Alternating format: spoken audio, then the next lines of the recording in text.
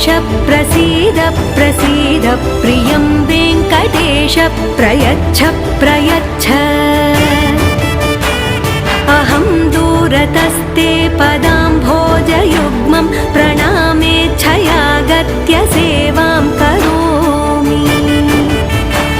सकृत्सेवया नित्यसेवाफलं त्वं प्रयच्छ प्रयच्छ प्रभो वेङ्कटेश अज्ञानिना मया दोषान्न शेषान् विहितान् हरे